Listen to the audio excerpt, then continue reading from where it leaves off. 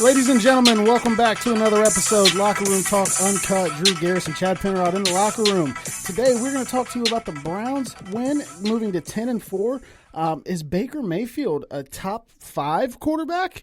The AFC North is now up for grabs. The Ohio State Buckeyes are Big Ten champions and are into the college football playoff. We've got some rule changes about COVID coming with the Big Ten as well. We'll go over the playoff matchups that we're going to see. And then the NBA is actually tipping back off tonight.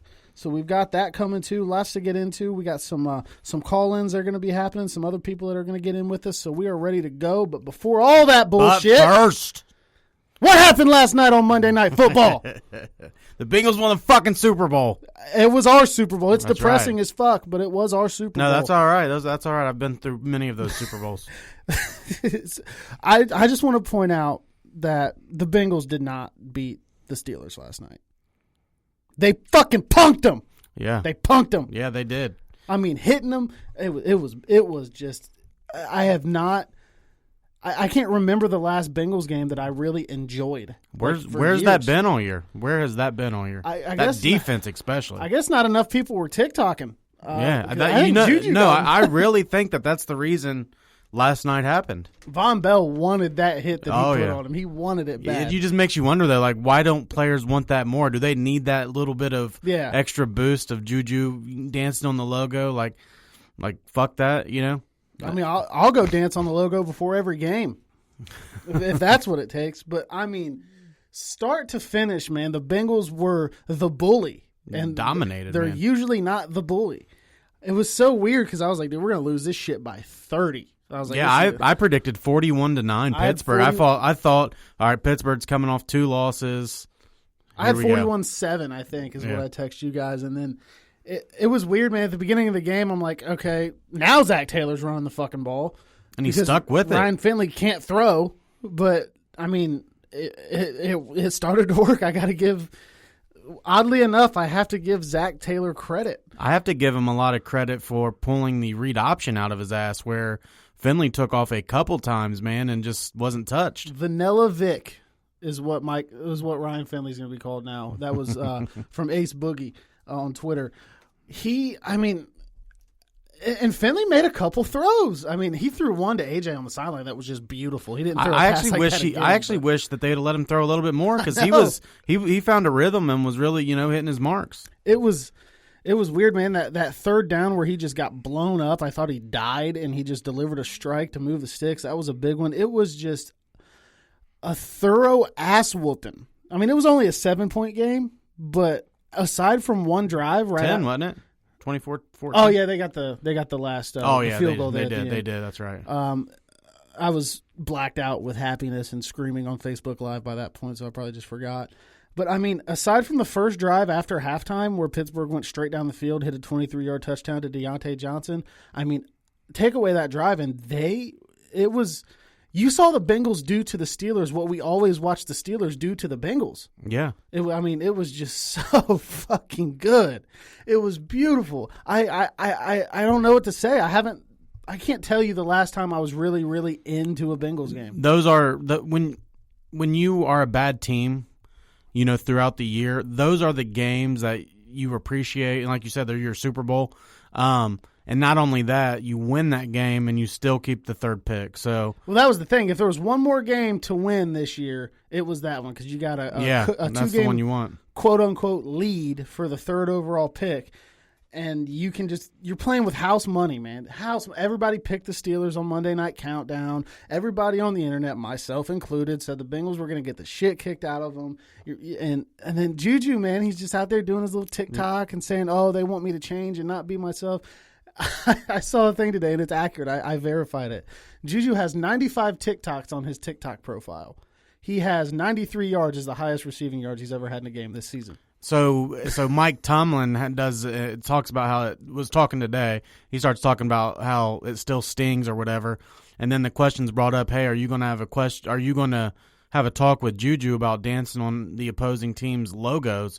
And Tomlin says, yes, I am. You know, we gotta respect. It's like, wait a minute now because you're losing games, it's disrespectful. But when you're winning, it was respectful. Like, you know, I'm a big fan of Mike Tomlin, but come on, dude. Well, I was talking to my buddy Andrew Kern, who's a big Steelers fan today. He was pretty upset with Tomlin. And I said, you know, Tomlin has grown on me a lot in the last 2 years as a coach, but he still doesn't have control of his team. Like, guys just do whatever the fuck they want still. And yeah, I saw that on the ticker on ESPN today. He said he does plan to talk to him. I'm like, oh, so now he does. Yeah, like, get the hell out of here. Yeah, a little too late. And your game balls, man. So I'm the first to come in here. I've been the first for 2 years to come in here and dog the shit out of Zach Taylor. But Zach Taylor called a great game. Offensive game ball, definitely Ryan Finley. Defensive game ball, this is a hard one. Dude, it's either Von Bell for just setting the tone, or fucking Carl Lawson. Or Mackenzie Alexander. Yeah, or Mackenzie Alexander. But the reason I say Carl Lawson, man, he's going up against one of the premier left tackles in the league, Andre Villanueva, and just fucking ate his lunch all game long. He just ate his lunch. He's got a free agent, man. He's trying to get that paycheck. Well, after last night, man, you're looking at Mackenzie Alexander needs a check. Carl Lawson needs a check. And I'm not letting Carl Lawson go if I'm the Bengals. No, absolutely not. Because he before his injury, when he was a rookie, he was a really good rookie, and I was like, man, he's gonna be good. And then unfortunately the injury happened, but he looks to be getting back to himself. And you know, then moving on from Dunlap has opened the door for him to really, you know, show his talents. Yeah, absolutely. And I like pairing him with Hubbard. And I mean it. I just keep laughing. This is probably the happiest you'll hear me behind these mics this whole fucking year. Well, we only got, one more episode before the year's over, but it is just so weird to me that it happened. I was like, am I having a fucking dream? Because they said December 21st, some planets were going to, some shit on the internet, some planets were going to align, and we were all going to have this spiritual enlightenment and shit that was supposed to happen. I think it happened in Paul Brown Stadium last night. And Burrow, man, he's like, yeah, let's go. He's like, this is way less fun to watch. I think if Burrow plays, that game might have been even worse. Can I let's talk about a little bit of the bad here. Obviously, even as a Browns fan, I'm fucking stoked. Now the Browns side, we'll get into this a little bit later. We were all together last night. Yeah, we were all together. Ohio was together last night up against Pittsburgh, and you know the Bengals did their thing and got the job done. But we do have to talk about, you know, the bad here, man. Unfortunately, and because I'm not jumping off of what I've been saying for 2 years, and I'm pretty sure you're not going to either, but unfortunately, this might save Zach Taylor's job another year. I said that last night. I was like, oh, shit. I personally I had already said I thought he was keeping it regardless, but I think that all but confirms it. Yeah. Well, I wasn't sure. I didn't know. You know, they probably were, but after, you know, you see a team, a 2-win team still fighting for their coach the way they do. I mean, he must be which is weird because he's had so many issues with players. Right. And he's still yet to win on the road or whatnot, but whatever. Drake Kirkpatrick hit me up on Instagram. I didn't even tag him. He just follows me, and I had a picture of Zach Taylor. I was making fun of him. He's like, I hate that dude. He ran me out because he didn't like me. Yeah. And that's what he said. You sent me the screenshot of it, but and that's weird. So I don't know.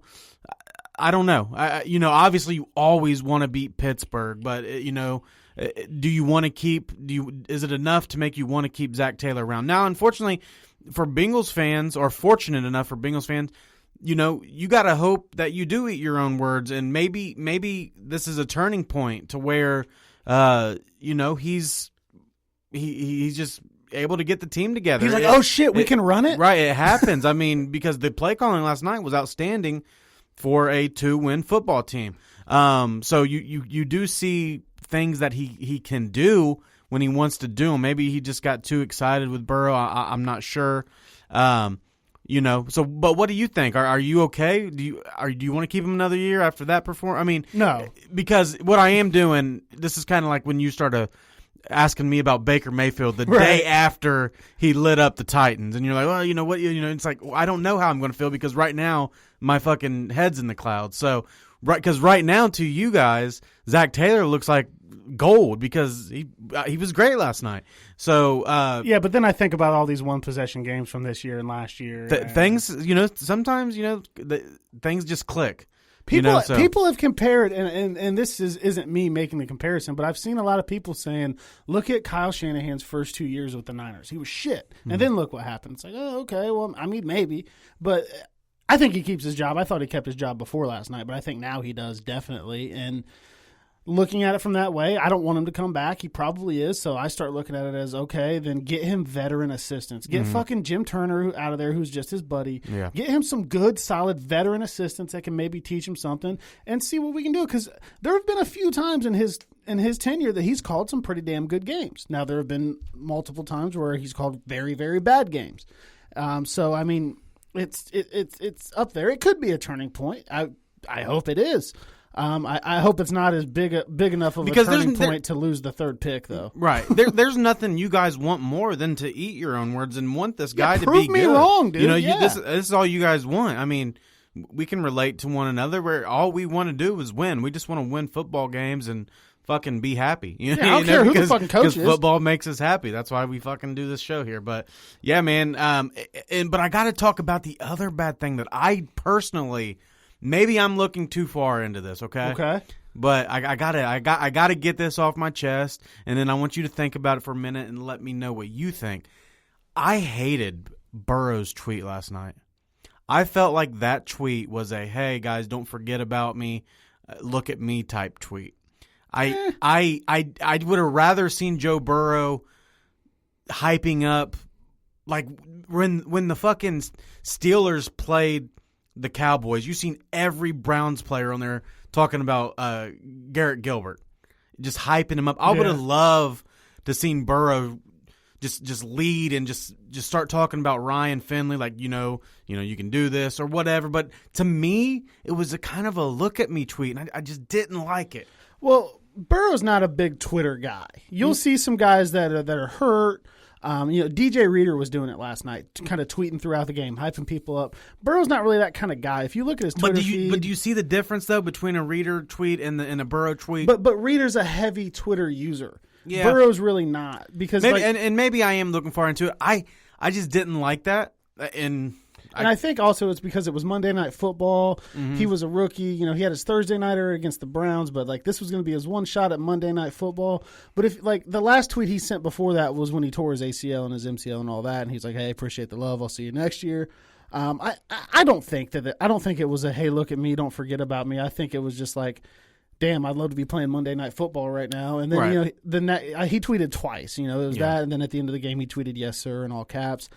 I personally don't have a problem with it. I didn't take it that way. I could see how maybe you could. I just think that knowing like he's just not a big Twitter guy, so I think it was just like, oh, Monday Night Football, it sucks. I wish I could play there, because he said confirmed watching is not as fun as playing.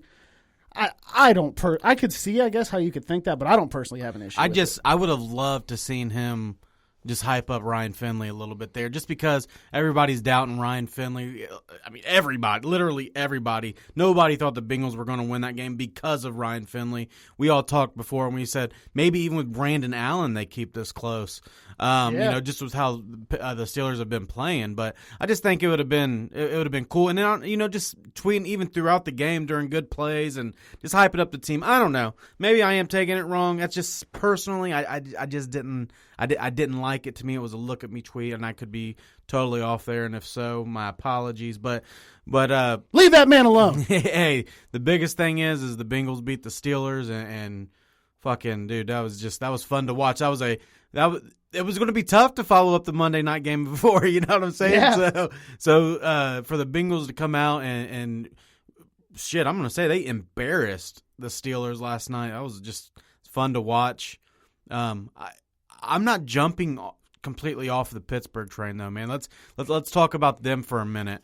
Well, Ben is still Ben, but what I want to do here real quick is let's get a report from what the scene was like in Paul Brown Stadium last night.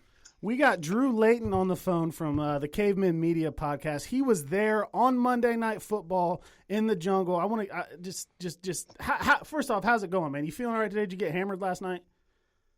No, considering, our governor, the wonderful fella he is, cut beer sales off at 10 p.m. Oh, he did? I thought they got an extension. No. Last call was 9:59 at the stadium. What a clown. Yeah, he should get impeached for that alone, not being able to get shithoused when the, Bengals are up on Pittsburgh Monday Night Football. Just shocking the world. Yeah, that's a disgrace. Well, so what was the scene like, man? Because there's always a lot of Pittsburgh fans there, unfortunately. Yeah, I mean, it was about as rowdy as, 9,000 people could get. Yeah. I would say, there was I would say 50-50 split probably between Pittsburgh and Bengals fans. Shit, that's good for us. They're all waving those stupid-ass towels. I call them the crybaby towels, but they have to deal with all those cocksuckers swinging those around constantly. And we got Chad in here. He's a big Browns fan, so he is thanking us for knocking them down because they're in the race for the division now. Yeah, Cody even tweeted out a Who Day last night. That was kind of shocking. Who Day? I don't know if you went that far. I didn't see any Who Day tweets. Oh, we got plenty of Who Days. but it was good. So you went down there. So did you see anything cool afterwards? Any fights or because when I went to the Bengals Steelers playoff game in 2015, there was dudes pissing on each other. Was it that rowdy? Oh no, not even a little bit. I mean, I had four tickets next to me. I sold $200 each. The guys that came were from Pittsburgh, got a hotel, and left at halftime. Oh, I love that. That makes me so happy. Oh yeah, my grandpa's from right outside of Pittsburgh. He was like, "These cocksuckers have been doing this to us for years. It's good for them." So my question is this: were they silent the whole game? Oh, at first they were, all amped up. They were thinking they're going to kill us. Then after their third 3 and out, it was silent. You heard nothing from them. None of those stupid towels waving. It was. I've never been. I was at that playoff game in 2015, and even then, it never was like that. I mean, I've never seen us just stun them like that before. That's what I said before we brought you on. I said we did to the Steelers what the Steelers normally do to us. We fucking punked them, dude. Yeah, and, we aren't the ones getting dumbass 15-yard penalties and everything else. That's a shock for us. I mean, we're usually refreshing. Hey, Drew, my question is this. Where in the hell has that defense been all year? I don't know. I was one, I'm sure Drew's probably in the same boat, calling for Lou Anarumo, but after the last 4 weeks, I think my mind might be changed on that. Well, my mind is changing on Lou a little bit, but we asked this question. I don't really know your feelings all that much on Zach Taylor. Where do you stand on Zach Taylor after last night's showing? I still would prefer him not to be our coach, but I'd put my life savings that says that game just saved his job. I think so, too. I think he was keeping it regardless, but I think that last night just locked it in. Oh, yeah, there's no way he gets fired. Not a chance. That, to me, had a... this. I hate him. But he did outcoach Mike Tomlin last night. He came in with a game plan because of how hard Pittsburgh's edge rushers come down, and he saved that Ryan Finley pool the entire night. Yeah. That's what I was going to say. Is I don't think anybody's seen the RPO coming with Ryan Finley. But yeah, speaking of Zach Taylor, the feel I get would be like if Jim Harbaugh would have beat the Buckeyes. I think his job's safe. Yeah, I would agree with that. That's a pretty good comparison, honestly. We don't got to bring up Harbaugh, guys. Hey, he didn't rank Ohio State 11th, so. Yeah, you guys got beef with Dabo. Well, hey, man, I appreciate you coming on. I wanted to get a true Bengals fan's perspective of the scene inside Paul Brown Stadium last night. Everybody can check you guys out on Caveman Media. You guys drop a nice podcast around the area, too. So glad to have you on, man. Who day? Yeah, Who Day. I appreciate you guys having me. Thanks, man. Thanks, bud. Yeah. So that was the scene inside Paul Brown. I wanted to... I bet you could hear just a pencil drop when... Dude, we were in the car last night. I can't remember where we went. Oh, we went to pick up food before the game. My girlfriend, it was like 6 o'clock. She was like, hey, we should get tickets. And I was like, fuck no. I was like, I'd rather put my dick in a meat grinder is what I said. That was my actual response. Ouch. And then about halftime, she was like, see, we should have fucking went. I'm like, damn, That you're would have right. been fun to be at. She even but you wouldn't expected that. She You're even lucky. said- You're lucky you'd have went down there and would have seen a 40-9 game. Yeah, we would have left at halftime. Yeah. But she said, she was like, what if they go down there and shock everybody? I was like, it's not going to fucking happen. And like tickets were like fairly cheap. But now at halftime, she just looked at me and I was like, well, shit. So let's switch this over real quick. And I want to ask you this question. The Steelers' remaining schedule. This week is the Colts. Next week is the Browns and could be for the AFC North. And then it's the playoffs. Are the Steelers winning another football game this year? I mean, I could see them losing to the Colts. Easily. I just watched them lose to the Bengals. And the Colts have been playing pretty good football. I think that they could lose to the Colts. And who's after that? I'm sorry. The Browns. Oh, yeah, shit. Week 17? Yeah. I think they're going to be playing for the division on Week 17. And that's in Cleveland, right? It's in Cleveland with fans. With fans, 12,000 at least. I mean, 12,000 Cleveland fans can probably get pretty fucking loud. Baker had to... Yeah, I saw that. Said he couldn't hear down in the crowd with 12,000 fans. He had to fucking calm the crowd down. Oh, my God, dude. I think Cleveland beats this team for sure. I think the Colts beat them. But... I don't know. I don't trust Phillip Rivers a whole ton, so I could see Pittsburgh maybe getting right and squeaking one out in a close game against them. But, dude, I think Cleveland puts it on them. I think Baker makes throws that Finley couldn't last night, even though Finley had a good night, that put that thing further out of reach, just like how I felt if Burrow would have been playing, it might have been a wider margin. I could see them losing out. I mean, you're going to drop 5 straight going into the playoffs? Yeah, that's crazy. Yeah. If they lose to the Colts, the Browns take care of the Jets next week, which may not be a given anymore.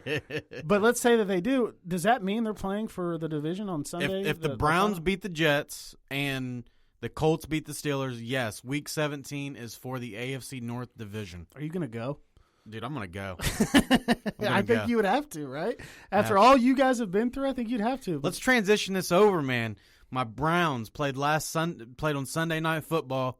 A big win, 20-6 over the New York Giants. Now I know New York doesn't have the record, but they do have a defense. Their defense is good. The offense is not there, especially without Danny Dimes. But let's talk about the one and only number 6, Baker Mayfield. Uh-oh. Have you? This is better than rookie Baker. He's lighting it up. You listen. You're a Bengals fan, and you sent out a text that I couldn't wait to say, or you sent out a message on Twitter last night at like fucking 2:00. Yeah, I was up late. I don't know if you're right, but I know you couldn't sleep last night. But you said, now thinking about it, right now Baker Mayfield is the best quarterback in the division. He is. He's better than Lamar. He's better than Ben. Baker right now. Guys playing football right now. Guys playing football right now from Week 7 until now. So when Odell went out, so from week 7 when they played the Bengals to now, Baker is playing like a top 5 quarterback. By like and every account of the numbers. It. Yeah, every account of the numbers. Technically, he's the third behind Rodgers and Mahomes. And shucks. and beating them in some categories. You know, I don't want to get overhyped for it, but watching him on Sunday Night Football, dude, he went 23 of 28, was over 300 yards and threw a screen that went backwards. 2 touchdowns, no interceptions, dude, and he was just fucking slicing them up. 17 and 19 in the first half. Yeah, I mean, but he was dealing, dude. I say this all the time. I've never been a Baker hater. I had gotten on him and shit here just a few weeks ago, but I was watching ESPN today. Man, I work from home, so I got a lot of ESPN time. Max Kellerman, and I know Browns fans have said this before, but I don't know. He said it today, and he was just like, look, man, he was like, this guy has never had a good coach. Mm-hmm. He had Hugh Jackson, who at his time was the worst head coach in the league. Then he had, interim Greg Williams, who is maybe out of the league forever now after getting fired from the Raiders. And then he had Freddie Kitchens, a.k.a. Freddie Bathrooms, who called plays on Sunday night for the Giants. I thought he that called was cool. He called a pass on 4th down from the kicker or the punter, to the center. Freddie gonna Freddie, dude. I mean, it was just too good. But on Baker, I don't know, man. I can't hate on the guy. How can you? You can't right now. He had no haters Sunday night. It was fucking boring. Even like the Bengals fans that give you shit? Nobody Really? was saying shit. They knew what was up. I They mean, know if what you- time it is. If you watch the game, what do you say? You can't. There's nothing you can say when someone plays that good. And this isn't just this. See, it started as, okay, you did it once, show me it again. Yeah. And then, okay, you did it twice, show me again. Now that it's kind of like, fuck. And Kellerman said he's like, he's settling into an offensive system and a team with a good head coach, and he has never had that, and we got to give him that. His eyes, and I think you noticed this too. You and Austin were talking, but he's looking one way and going the other. So he's setting up the safeties. He's going through his progressions. looking If guys one's off. not there, two's not there, three's not there, he's going to his fourth option. I mean, he's getting the protection's great. Obviously, the offensive line is just straight balling. Big shout-outs to Nick Harris, who stepped in for Chris Hubbard, who stepped in for Wyatt Teller, and that rookie played his ass off. It looked like it could have been ugly early, man. Teller was out, and then Hubbard went down. You guys were like, oh, shit. Mm-hmm. But, yeah, man, Harris came in and played nice against a good defensive line, too. Great defensive line. It's not like they were playing the Titans or somebody. Yeah. So, I don't know, man.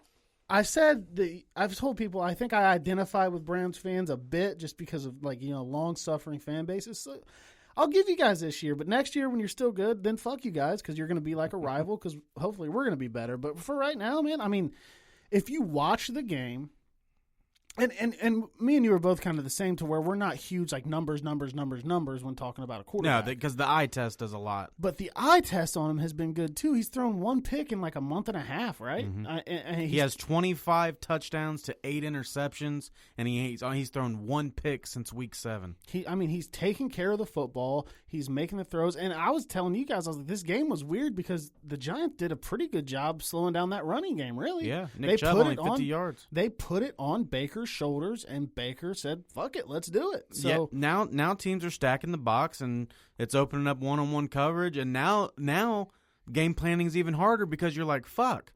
Now, if he can beat us with his arm, we can't stack the box. But if we don't stack the box, they're going to run all over us. So yeah, 6 weeks ago, if they shut the Giants shut that running game down, 6 weeks ago, Baker's probably going to fuck up. And it's weird, man. Something has just clicked. It's all of a sudden. It's after Odell went down. We had 3, and I know you don't use it as an excuse, but looking back, you almost have to now. 3 bad weather games, where he couldn't really throw the ball, where it had to be run the ball.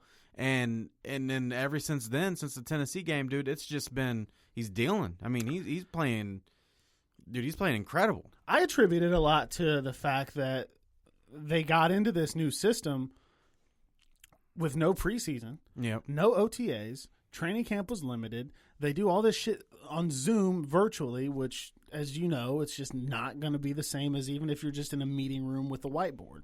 It's just not the same. And I think part of it is that they're coming into their own, and he's finding that groove. Maybe it's clicking. He understands what's going on in the system better now. He understands the reads better now. Obviously, having a great line isn't going to hurt him. But I mean, he lost his top 2 tackles in the game Sunday night, and still continued to deliver. So something's clicking with him. I mean, it's probably too early to bring this up, but there is no way in hell if I'm the Cleveland Browns do I bring Odell back into the mix next year. I want to hit on him in a minute, but I wanted to hit because you were throwing stats out there. Baker Mayfield is the number 1 quarterback in the league on play action. Well, he beats Rodgers. Just when he can split the field in half and get the receivers running one way and the defensive ends and defensive backs and linebackers going the other, he delivers, and it's a beautiful sight. But here recently, it's been out of the gun. I mean, It's just been almost to where Stefanski's like, shit, I can just put it on his shoulders. And we said going into this year with Stefanski's system, we said he's going to get a lot of play action. That's where Baker's at his best. I mean, I remember saying it over and over again, and it's happening there. But yeah, you're right. He is getting back into the gun as well, and he's taking care of business from there. So it's just, I don't know, man. I just don't. I hate on Lamar Jackson a lot because I think Lamar can't fucking drop back and throw the ball. They beat the Jags by a shitload, and yay, whatever. But So I'm a Lamar hater from the standpoint of him as a quarterback, but I don't know. I've never really had a problem with Baker. I still think the Progressive commercials are fucking hilarious. So I think that it's really just something that I'm okay with for now. And if the Browns are consistently good, and then I'm going to probably be like, fuck them, because then we're going to have to beat them. Because right now I was like, all right, I know All right, we're season's not gonna over. beat 'em. Yeah. So now, you know what? Fuck it, man. You and Austin are my good friends. I got some other buddies that are Browns fans. It's Ohio. They're not Pittsburgh. They're not Baltimore. Fuck it, man. Go do something. I don't care. Well, speaking of the Browns and speaking of Baker Mayfield, you had a Bengals caller, rightfully so. Great win last night. Let's get a Browns caller in here. Austin, my Browns buddy. What's up, dude? What's going on, boys? What's up, buddy? Austin, man, these Browns are 10-4. Baker Mayfield just sliced up the Giants' defense, a good defense, a top 10 defense. And the dude is just playing out of his mind right now. What do you think? What are you thinking right now as a 10-4 Browns fan? You know, honestly, it's kind of hard to wrap my head around it. We had so many ups and downs, I guess, over the last 2 years. We thought rookie year Baker, we thought for sure we had our guy. And then, you know, the second year came on, he had a bit of a slump. Blame on coaching, blame on whatever it was. And even into the first half of this year, he played some good defenses. He struggled. But finally, I don't know if it clicked or if it just takes that long. I know, obviously, with COVID and everything, it was a compressed off-season, no preseason. But, man, it is clicking and firing on all cylinders right now. And there's a lot to be excited about. So word is you have a hot take about Baker Mayfield. What Not is just Baker. Okay, well then let's hear it. I want to hear this. Yeah, fuck me up with this. 3 years ago, Baker Mayfield was my guy coming out of Oklahoma. Yep, I can wanted verify that. Him and nobody else. The one guy I did not want was Josh Allen. I wanted nothing to do with Josh Allen. I did not think he had the accuracy to play in the NFL. But I was dead wrong on that.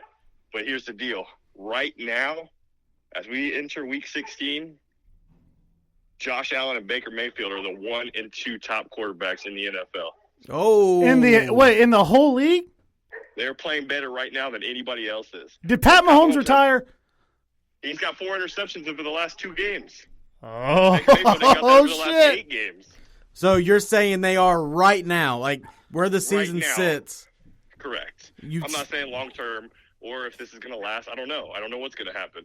But I can tell you right now, there's nobody playing better than those 2 guys. Did you watch Ryan Finley last night? Look, everybody here knows that I'm no Bengals fan, but I was yelling "Who Dey?" I even had money on Pittsburgh.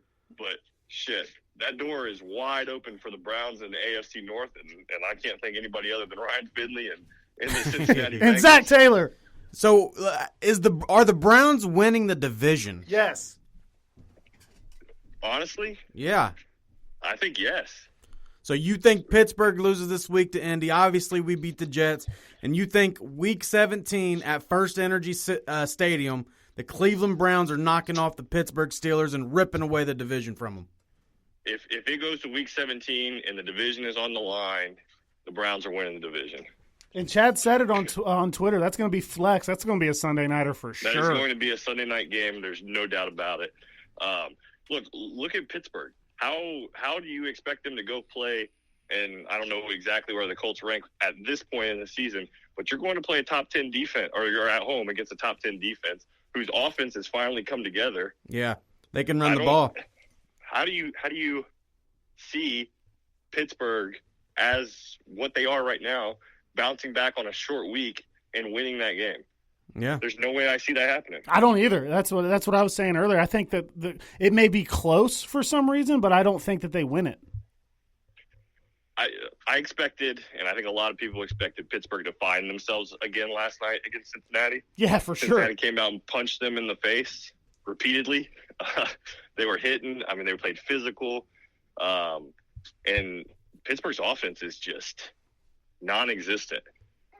Outside of that short pass to Claypool on the left side that he broke for a big gain, what was there? Well, they're good at dancing. TikTok. Yeah, I saw our famous TikToker there He went viral last night. I got 17,000. I thought you meant me. I got 17,000 views last night. Did you really? Yeah. No shit. Wow. Well, I thought you meant me, man. Who the fuck is Sir Yacht? Austin, in the power rankings, where are the Browns? Look, if we were the NFC, I would say we were going to the Super Bowl. That's where I would be. The NFC is full of pretenders. I agree. I'm not confident in a single team coming out of the conference. If I had to put my money, I'm going with my preseason prediction saying the Packers, just because it looks like the playoffs have to go through Lambeau, and that's the hard place to play. But that being said, I don't think any of them are legit. I think it's very hard to see anyone other than the Bills or the Chiefs, and maybe if this keeps rolling like it is, the Browns losing. So right now I got them either 5th or 6th. I can't make up my mind with the Saints because they only lost to the Chiefs by 3 points. And Drew Brees didn't look good. Because of their pass rush, they are a legit threat. If they can get after you, just like they did Mahomes, they're going to cause some problems. And even with Brees not looking great, they still score points. Yeah. So I'd have the Chiefs 1, the Bills probably 2, the Saints 3, and then probably going to say Green Bay, even though I don't trust their run defense. I think a Bills or a Cleveland would run all over them. Even the Titans, they're going to struggle with the Titans. Luckily, the Titans have an atrocious defense, so Rodgers and company should be fine. And then I probably have to say the Browns. We're talking. So here's what we're talking. The Browns have the tiebreaker over Indianapolis and Tennessee because they've already beat them. If the Packers, say the Packers are to beat, if the Packers are to beat Tennessee, and even if the Colts beat the Steelers, the Browns have that tiebreaker. If the Steelers lose out and the Browns win out, the Browns are going to be the 3rd seed. Damn. Right. Unless for some reason Buffalo drops the game, and then you're looking at a 2 seed. Yeah. Right. As of right now, the way it looks, if the Browns were to beat Pittsburgh, they would then again host Pittsburgh wild card week at home again.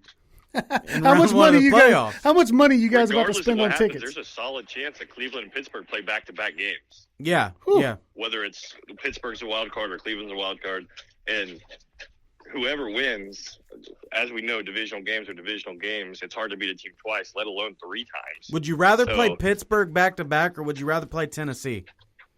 I'd rather play Tennessee again. I would too. I don't trust their defense. They have a great offense. Ryan Tannehill's nice. Derrick Henry, Corey Davis, A.J. Brown. The offense is legit, but their defense, as good as their offense is, might be worse than as good as the offense is. Correct. I agree 100%. Mike Tomlin's a great coach too. They have a great defense. They're gonna get home eventually. They're gonna rattle Baker. I don't want to see that again. If we do knock them off week 17. I'm not interested in playing them again. They're going to have more film. They're just too smart, too seasoned. They know what playoff football is all about. This is going to be a first time for all of our guys. Well, if they win the division, that is the matchup, right? Like for sure. It depends. We don't know. Oh, okay. It depends on how everything else shakes out. The Tennessee game, yeah. Oh, right, sorry, the Colts guys. have a chance at winning the division still. I haven't looked at playoff seeding in a few years. I'm sorry. It's just so right now. I mean, the AFC is looking at not having a team with worse than 11 wins. The AFC is loaded. I just don't. No team beating another team outside of right now, to me, the Chiefs would shock me. It wouldn't shock me if a 6 or if a 7 beat a 2 or if a 3 beat a 6 beat a 3. None of that would shock me because these teams are good. The AFC is way better than the NFC this year. I agree 100%. Like I said, I mean, you just had the Rams, who I thought was the most complete NFC team, who had the offense and the defense when they're clicking. They just lost to the 0-13 Jets. So, like I've said it all year, I think the NFC is full of pretenders, and I don't trust any of them. Yeah, I agree. I agree with that statement 100%. So you right now, so I just want to get this straight. Right now to you, Baker Mayfield is a top 5 quarterback, or are you sticking with top 2?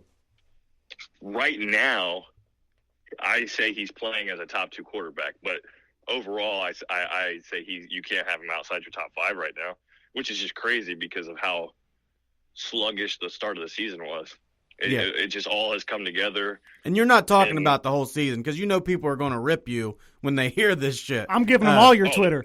You're going to get ripped, and that's okay. But you just got to stick by it. What I will go on the ledge and say, with the overall season, but right now how Baker is playing, Baker is definitely a top 10 quarterback right now.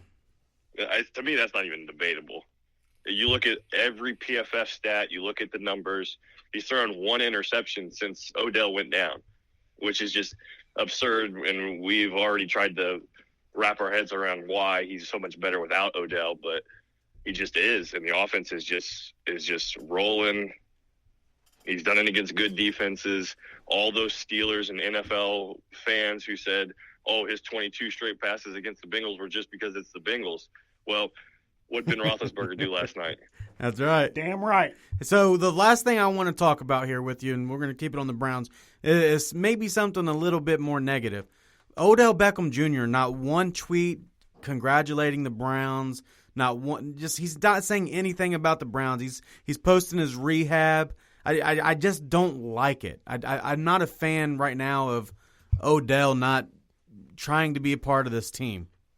Well, and the thing is that locker room is really it's pretty high energy. Like, they all rally around each other. They all like to have fun with each other. Jarvis is scoring touchdowns, throwing up the 1-3 for Odell, and there's just nothing coming. Which we don't know what happens behind closed doors. Those guys could be on the phone, texting, doing whatever every day, and we'd have no idea, right? Right. But that being said, I would like to see you cheering on your team who's about to make the playoffs for the first time in 17 years. Sure, I know you went through a thing, but maybe he knows. I mean, maybe reality's there, and he just knows that they're a better team without him. I don't know. Yeah, It's I don't know. Weird, complex situation. If I'm the Browns, I just don't see how I can keep him. I just, if you can trade him for some kind of asset, I think you have to, because I think that's why you're seeing them trying to give Higgins the contract extension. Jarvis is going to be there. Jarvis is one of the ones that's changed this culture completely. For sure. Donovan Peoples-Jones is there. Kadero Hodge. I mean, there's just a lot. I mean, yeah, Hooper. Just with the tight ends, I don't see a spot for him now. That's a lot of money, and you have a lot of players you're going to have to pay. That's exactly where I was going. Is you got Njoku, which he said he wants out, but does he really? We're winning. Winning solves everything. You got Ward coming up. You got Baker coming up. I mean, there's just a lot of – and there's holes. I mean, we know that the linebackers aren't what they could be. We got Grant Delpit coming back, but the safeties haven't been, amazing. Whoa. Let's talk about Carl. No, we won't go there, but, man, Carl Joseph has played outstanding. He's been outstanding, and there's no way you can keep him off the field because that's a touchdown in the first quarter against the Giants. 10 tackles. He was everywhere. There's no way you can keep that guy off the field, and that's the veteran presence that you need for a bunch of young guys. He's no. I'm not saying he's old by any means, but he's played. Right. Well, Austin, hey man, appreciate you calling in here and getting on the show, man, and hopefully these next couple games we're watching together, man, because these are important games, and we got to beat the Jets this weekend and go from there. Yeah, for sure, man. I appreciate it. This weekend, we're rooting. We're Colts fans. We're Raiders fans. We're Patriots fans. And we're Giants fans. That's right. Hey, go Browns. Go Browns, man. See you, bud. So that is it, man. Austin with some hot takes. Heat. He brought some heat there. Let us know what you guys think about those. And I think more of what Austin is trying to say is Baker's playing like a top 2 quarterback. I wouldn't go that far. I wouldn't go that far because of Mahomes and Rodgers. But and actually, I would put Josh Allen in that category with Mahomes and Rodgers. But if right now, if you put Baker 4th, 5th, sixth. I would not argue it because I actually think he's playing better than Russell Wilson right now. Oh shit! He is right now. He is playing better than Russell Wilson. I think you're right. But I'm not going to put him in front of Pat and A-Rod and Josh Allen. Those guys are playing out of their minds. I think he's looking at the stats and that's okay. And from the eye test, I got Baker 4 or 5 right now with not the whole overall year, just the last couple weeks. I mean, you can't deny that. If you want to talk to Austin about his takes on Baker Mayfield, his Twitter is at ALS016. Blow his ass up. So let's talk college football here real quick. The Buckeyes get into a Big Ten championship game that they never should have been in. They beat Northwestern. Justin Fields looks like shit. That's. Hey, let me ask you this before you jump on the Buckeyes. Did they get it right? Did the committee get the top 4 right? No, but I don't think that there was no possible way that they could have gotten it right because it should be 6 at a minimum. I think 8. I don't think they could. I don't think they were in a position where they could have got it right. I'm going to agree with you and say no, they did not get it right, but they did get the top 3 right. Yeah. 4 is always where it gets money. And I spent a little bit of Sunday or Saturday, whenever it was, talking a little bit about the team that got in 4th. And I want to backtrack just a little bit and explain myself. What? I've never heard you backtrack. I definitely see Alabama at 1. I think we would agree. Mac Jones and Devontae Smith is just balling. Clemson right there at 2. We knew they were going to be 1 and 2. Ohio State, you cannot not have Ohio State in there when they haven't lost. Plus, when they played in the Big Ten championship, they were down 22 players. A lot, some starters. Now the 4th team, I'm on record to actually telling you that I thought that in the first game Notre Dame was going to beat Clemson because they didn't have Trevor. Now. So I don't want to sit there. I called them frauds. I'm not so sure that they're frauds. My point with why I don't think Notre Dame should have gotten in is they just lost to a playoff team. You just got waxed by a playoff team bad, and I don't think that should get you in. That's my thing. Is like, okay, I think Alabama's a little bit better than Clemson. So why do we want to watch Alabama beat up on Notre Dame as well? And the argument from Notre Dame fans I can understand is, okay, so the next team up that everybody was kind of clamoring for was A&M. They played a playoff team. Mm-hmm. They got 52 That ain't put the on team their I'm head. clamoring for. You either, right? No. And, I mean, come on, man. The 2-loss Oklahoma Sooners over UC. I don't care if UC would get ran by. I don't care. They're undefeated. They won a conference championship. And my biggest take, what happens when they fucked UCF? They went and knocked off Auburn. Exactly. Who knows? This is why it has to be expanded. If not, you're going to have teams not even wanting to play in it. They'll go make their own fucking playoff. So if you're saying, hey, we're not getting in on name alone, the Bearcats are 10-0, and they've had a tougher schedule than the Buckeyes. Yeah, they have a better resume than they got. 3 I know they wins. only beat Tulsa by 3. I don't give a fuck. They beat them. I don't give a fuck. They beat them. That's like when people say, well, Ohio State only beat Indiana by 7. Well, yeah, but they beat them. They beat them. A win's a win, and that's all we're going by. I mean, we're putting 2-loss teams in front of undefeated teams. I don't get it. Well, I get it because it's about money. That's it. There's not enough especially money in a year UC. like this year. Notre Dame is the biggest name. Yeah. Now, like I said, I'm not going to sit here and call Notre Dame bums. I like to get under people's skins. They're not bums. I think they're probably somewhere between the 4 and 6 range. I just wouldn't have put them in because of the loss. But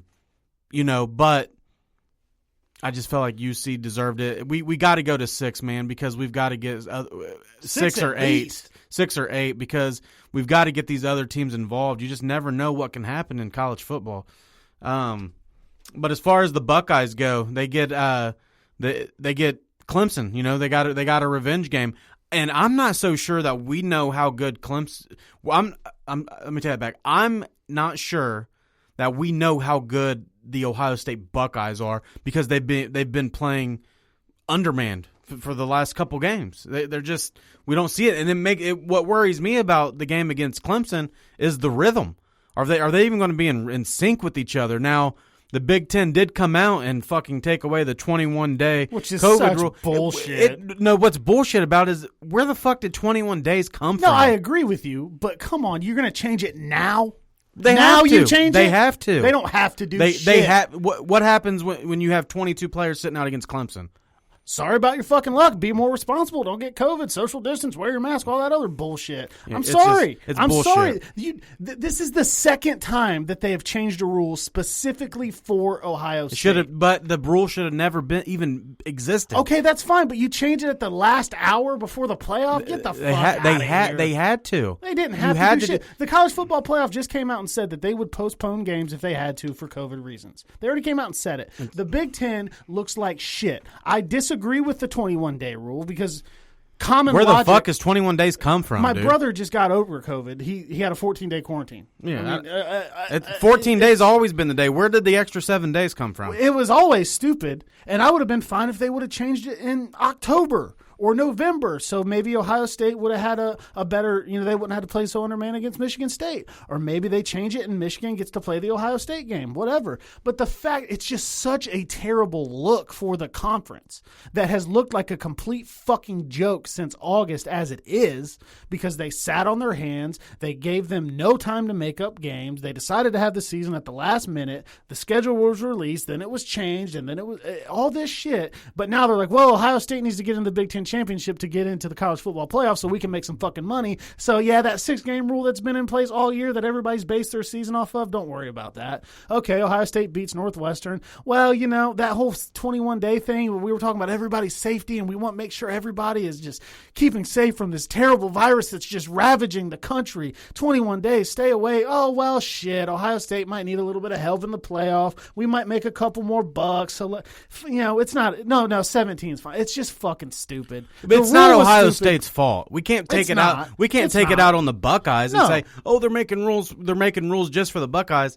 Well, they would have done it if it were Michigan. Yeah, they would have, or Wisconsin. Any team that would have got in. It's just I agree the with rule that. in general. Just fucking. Where did it come from? The Big Ten's a fucking joke. It is. It's a fucking joke. And I wish Ohio State. I wish Michigan could. I wish go Ohio start a State and different Michigan would leave and go to a different conference together, or dude, Ohio State could make money as an independent. I don't like independents. I give Notre Dame a lot of shit for being an independent, but Ohio State could, and then just make sure you schedule Michigan every year. I don't know, but it's just I'm not blaming this on Ohio State. I want Clemson to blow their fucking doors off. Don't get me wrong, but I am blaming it on Kevin Warren and the Big Ten because whether we agree with how the rules were set up or not, you're going to change the motherfuckers at the end of December. Come on. Yeah, it looks bad. It's a terrible look. It looks bad, but we got to, as much as you hate Ohio State, we can't say it's Ohio State's fault. It's the Big Ten's fault. The whole fucking thing's the Big Ten's fault. Yes. It's the Big Ten's fault we didn't get Ohio State, Michigan.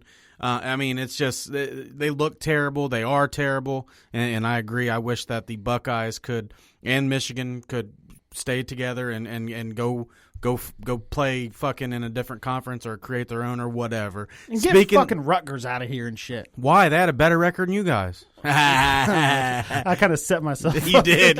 Fuck. All right, hey, but let's keep it on the Buckeyes here. Justin Fields. Trash. Justin Fields did not have a good game. Now Sermon on the other hand. That's the Trey Sermon you thought you were getting from Oklahoma. That's true. That right there. That dude is becoming elite. But I'm gonna stay on Justin Fields real quick, man. He just hasn't really looked good his last 2 games. But in his defense, good defenses. He ain't gonna see another good defense. Well, Clemson's okay defense. Clemson's defense is good. When that Notre Dame game happened, where they lost in triple overtime, they were missing some defensive guys too. But in his defense, he was missing Chris Olave. Who is the go-to, and he was actually missing his third receiver too. And he was throwing. So what do you have to do? Freshmen. Throw to a couple other fucking 5 stars? Right. Get the fuck out of here. Right. I agree with that. But he's got to play better if Ohio State wants any chance. I mean, we were missing some offensive linemen too, or a guy or two on defense or whatever. But he worries me. He's starting to worry me. I came on here. Well, shit. Me and you last year said Justin Fields isn't going to be a good pro. The season starts, and the dude was money. I mean, we agreed that, maybe he will be good in the pros. Now I'm kind of back on the I wouldn't touch Justin Fields. He has a bad problem. He holds onto the ball very long, dude. Way too long that it will get you killed in the NFL. And then he'll just throw up some crazy shit. Yeah, and that scares me about him. Now, you can get away with that in college. It doesn't scare me as a Buckeye because you can get away with it. Against Clemson? Well, no, I'm just saying, and like this year, he's been able to get away with it because because they haven't really played anybody very fucking good. Indiana's good. Indiana's good, but you're not seeing a whole lot because they lost their quarterback, and Yeah, also Northwestern's defensively, their defense is good. They're good too. Their offense is fucking bad, but staying on Justin Fields, but also going back to the Bengals, Justin Fields, like you said this on Twitter, he might be the reason that the Bengals don't get their left tackle. yeah, I kind of hope he plays really well. you got to hope he plays well. You got to. I don't want him to win, but I want him to just ball out and Trevor just beats him in a shootout. That way, the Jags are like, all right, we'll take him at 2. Yeah. Or somebody will trade up or something because we could lose out on Penny Sewell right now because if the Jets don't get Trevor, they might just take. Well, and Sewell. if the Jets don't get Trevor, they should take Sewell. Yeah, you got Becton and Sewell on rookie deals. Mm-hmm. Yeah, you're talking about a badass line. Shit. And you have anything else on the Buckeyes here? We're going to go to the Jets real quick. Well, I think that college football playoff predictions. I think Clemson beats Ohio State. You don't think it's a blowout, do you? Most of the time when Clemson plays them, it is. What about last year? It was like 31-0 a couple years ago. What was it last year? I don't know. Fields threw a pick right at the end, right? We got fucked last year. Well, kind of. That Sean Wade hit. Okay. So, Ohio State has a little bit of revenge here. And Ohio State has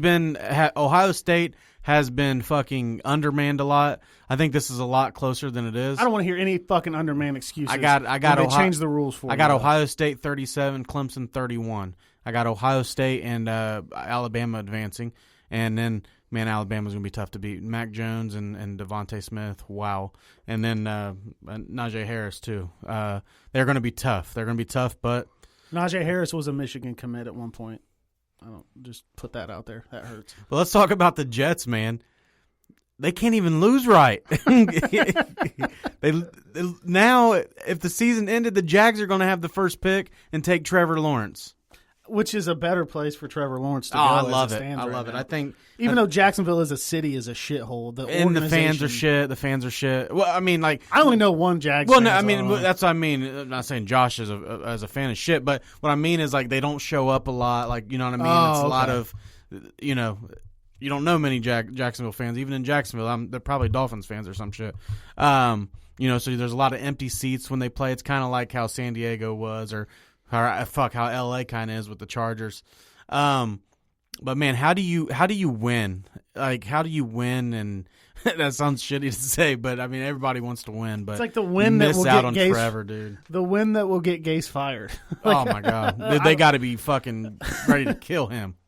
The Rams, man, come on. We're like, what the fuck is happening? I mean. So in 1 week, 2020 is fucking crazy. In 1 week, the Jets beat the Rams and the Bengals beat the Steelers. What a fucking week of within football. 24 hours. Crazy. 2 days. And this is like the highest I've been on sports forever because not only do the Bengals punk the shit out of the Steelers last night, I get to watch the world champion Los Angeles Lakers come back tonight against the LA Clippers. So let's move into the early NBA. We got tip-off tonight, the Kevin Durant reunion against Golden State, tipping off here in a few minutes, about 7 o'clock. That's the one I'm looking for, man. I want to see KD back to his normal self. I want to see KD and Kyrie. Kyrie's burning sage in the arena. Yeah, and what shit. the fuck was that? He's a weird dude. Somebody needs to be like, dude, don't do that shit in our arena. What the fuck are you burning in here? And they go up against Steph Curry and James Wiseman and unfortunately not Klay Thompson. I wish he was playing. Man, I feel bad for him. I like Klay. Yeah, I do too. I like Klay. I hate the Warriors, but I like Klay. That would have been fun with Klay. I would like to see how that went. But I think the Nets win this pretty handily. Yeah, because Steph can't carry a team. I agree with that too. He's just not big enough. I mean, he can shoot. Don't get me wrong. He's going to have games that he can, but he can't do it for the whole season. And then we got the big one. The like you said, your Lakers are hanging the 17th banner. They're not. They're not. They came out today and said that they will keep the banner covered until they can have fans back in the arena. All right. I like that. It's gonna be a while, guys. You're in California. They're getting their rings, right? I was watching that last preseason game, and they said that they weren't even sure if the rings were going to be ready yet. I thought I seen that they were ready. Maybe they did. 15, 16 guys, a couple coaches. You've had like 80 days. You can make a couple rings. They're fucking expensive. So I don't know if they will, but I certainly hope they do. It's a good 24 hours for me in sports. I usually don't get 2 good days in a row, but they're starting off with a heavy hitter right up there with the Clippers, man. Man, I don't know. Montrezl Harrell's I think he's got like a vendetta against him. I think he's ready to fucking ball out. Dude, Marc Gasol, just throwing dimes, dude. Just a big dude throwing dimes. You can shoot threes. I'm looking forward to that. It's that's the Lakers' rival now. It's the crosstown rival. I think it's going to be a little chippy. I think Pat Bev's going to have some shit to say to a guy like Harrell. I think Harrell's going to have something to say back. And Montrezl Harrell had the weak-ass white boy comment, and I roasted him for it. So hopefully he doesn't have any more of that. But as it comes to what's going to happen on the court, I think the Lakers are going to win fairly close. I think 5-7 point type game or something like that. So this is a game that wouldn't shock me because it's not in the playoffs. That you could almost see Paul George going off. Pointless P. Right. So we'll see. I haven't really decided where I'm going with the NBA. I mean, if you ask me right now, what's your prediction? I say Lakers Nets, in the NBA Finals. Yeah, that was my prediction. I had the Lakers winning. I think Kevin Durant's coming back with a vengeance. He's had a lot of time off. I think it'll work with him and Kyrie, and hell, they might even get James Harden. This is what I want out of KD, though, okay? You went to the Warriors, you jumped on the 73-9 Warriors, and then you're, like, trying to be the villain and the badass and all that shit. I never liked that fake-ass villain shit because he's not that. Just go back to being KD, being a cool dude that can shoot from anywhere, that can be a 7-foot fucking baller. Because I tweeted it a few days back. I was like, I just watched some highlights, and I think I forgot how good KD was because he's been gone for a year. But don't try to be a douchebag and the bad boy and the villain. That's not you, man. Just be a chill dude. And KD's better than Giannis. I think KD's better than Kawhi. Yeah. I mean, right? He's right there with LeBron. He could be the best player in the league this year, and it wouldn't shock me. Oh no, fuck no. Yeah, it wouldn't shock me a bit. It would shock me if he wasn't, because just when he was with the way he was playing with the Warriors, I know he had help and shit, but man, so what a week of sports. The Browns are right there in the thick of things. They can actually lock up a playoff spot this week. I expect them to go Las Vegas Saturday night. That's going to be a big one. I'm going to be locked in on there. The Bengals win a big one against the Steelers. That's your guys' Super Bowl. That's fucking great game from the Bengals. Getting a shirt made. Hey, Ryan Finley. Should I buy a Finley jersey? Absolutely. Buckeyes are in the playoffs, so we're going to get that over the break we're going to have. From I got a lot of time off work coming because the end of the year whatnot. So that's going to be fun to have the college playoffs. We got NBA returning. I'm interested to see my Cavs, see how they do. I think I'm going to tune in for a little bit. I wasn't sure if I was going to, but I'm going to tune in for a little bit and see how things are going there. You got your Lakers back. So it's going to be a fun. Sports are ramping up right now, man. We're going to have it about every night. And FanDuel, dude, oh my God. Basketball FanDuel, I done got 3 lineups in. There's 2 games tonight. I got all that money in there that I've been winning off our weekly NFL. I need to get a lineup in tonight. And then we got Christmas in a couple days. And to you guys that listen to us and interact with us, we want to wish you a very Merry Christmas, a Happy Holidays, whatever it is you might believe in or celebrate. But we're going to get together with our families and then watch some NBA, some NFL. And the Week 16 Pick'em. The Pick'em is open now. Martin Backery, good old Party Marty, he's a big Steelers fan. We talked a lot of shit last night. I said, hey, at least you won $370 off that. So that's open up now. And if you do listen to this, I sent out an email. Please do not put Pick'em or picks in the description for your payment. They're shutting people's cash apps down for gambling purposes. So just send me an emoji. I'll know what the money's for.